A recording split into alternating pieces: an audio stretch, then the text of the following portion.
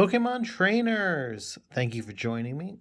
So we're sorting some cards, and I'm just gonna kind of fan through them as I talk about what's got me going here. But you'll notice that these are a bunch of league promos. So this is a fun season to get the cards. You got a great mix of the Frontier Brains and iconic Pokemon, as well as incredibly important cards to compete with, like Claydol and Uxie and not Skarmory. Felicity's Drawing, BB Search, Warp Points. So these were fantastic cards to get. One of the things that was cool about these cards is things like Dialga and Uxie, from a strategic standpoint, drove players to go and collect the level X versions, even if they hadn't already collected the rares.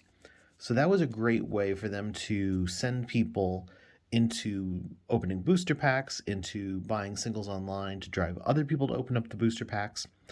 Very, very smart. So here we've got some great promos too. Psyduck with Headaches, so underrated. These are, WotC era promos, and they just reflected the fun things going on in Pokemon at the time.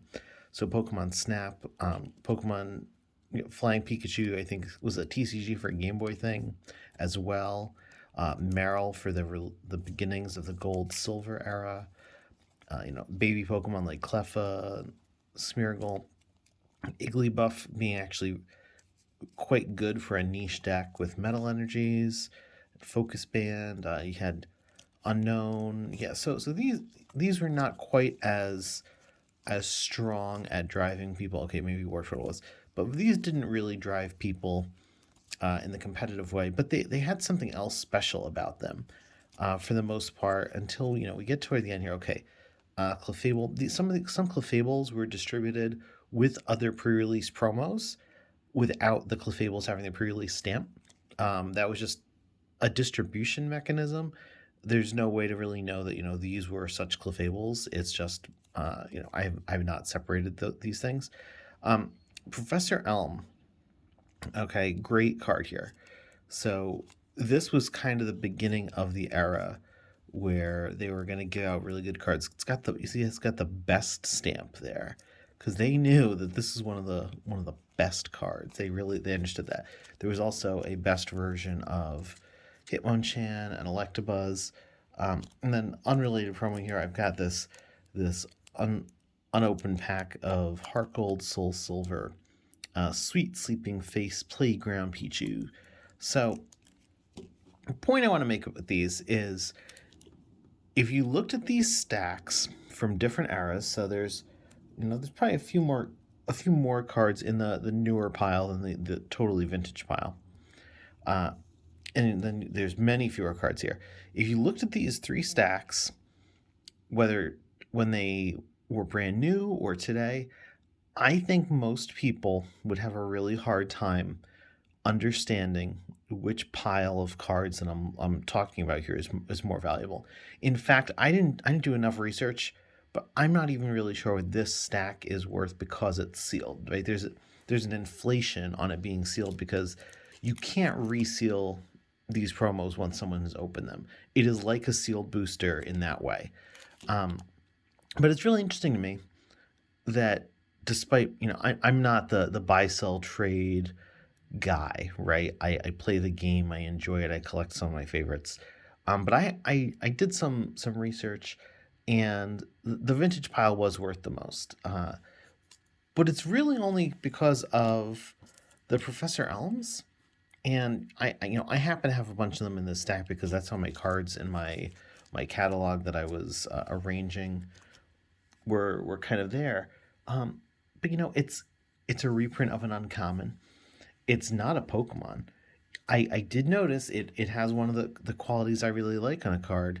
It features a Pokemon whose card it is not. In quickly browsing through these older promos, okay, so computer error checks that box. And I think that's it. I'm not recalling. There's two Igglybuffs. That's bonus points, but it's not good. Oh, unknown features all four that spell join. Still kind of the same Pokemon though. Yeah, so very, very few of these older promos or cards really did that. Oh, we got Giovanni glaring at you there. These older promos, these older cards didn't do that. I don't think that's what's driving the value on Professor Elm. I'm guessing it's people wanting to play blinged out versions of retro decks, and very few of those old Professor Elms were probably treated well and kept in pristine condition.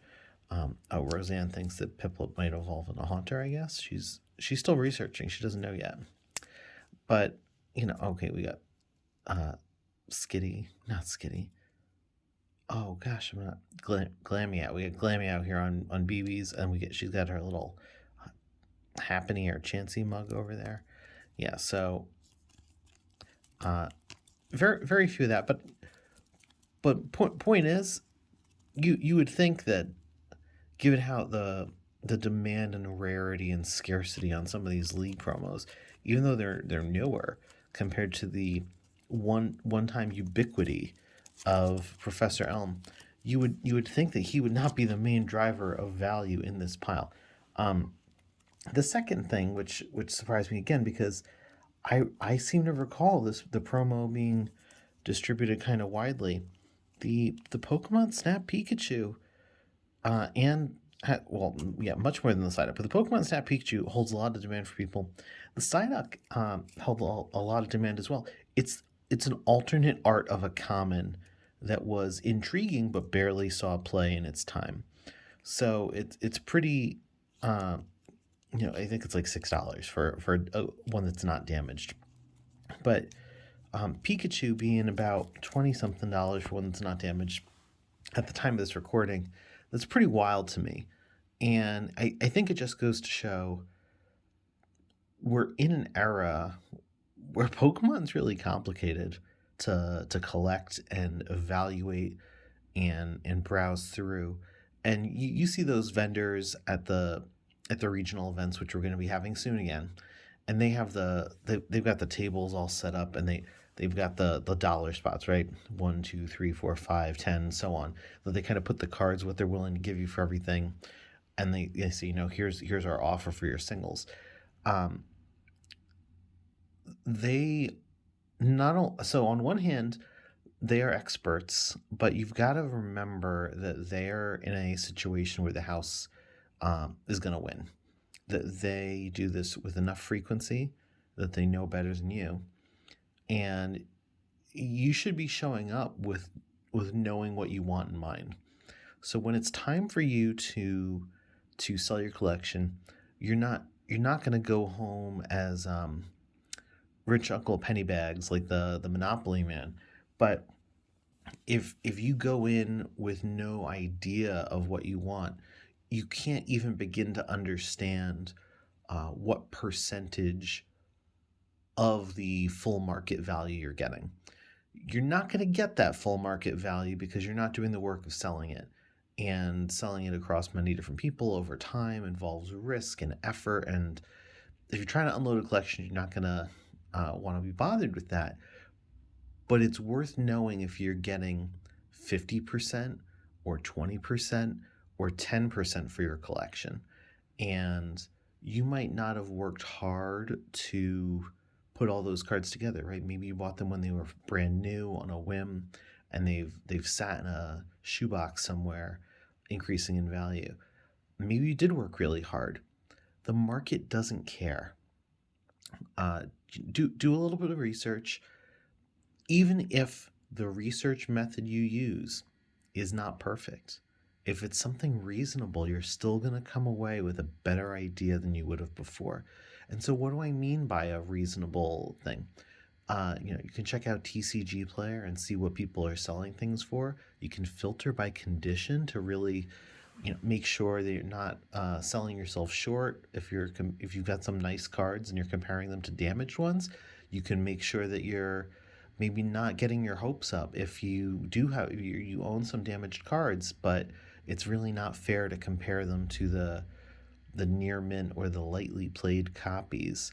Some of the cards I was looking up here when I was checking out the conditions, a damaged copy of some of these cards only costs $1 or $2, and a nice condition card is going to go for $15 or more. And these are not, run out and buy a new car prices, but you gotta learn the methods to look out for yourself. And so I hope that was um, educational for some people. I hope it was food for thought. And uh, I I I have a suspicion if you're listening to me, you're savvy enough to know this already. But I was kind of hoping showing the three different things and the value difference would kind of be a humbling reminder for you as it was for me. So thanks for tuning in. Have a great night, everybody.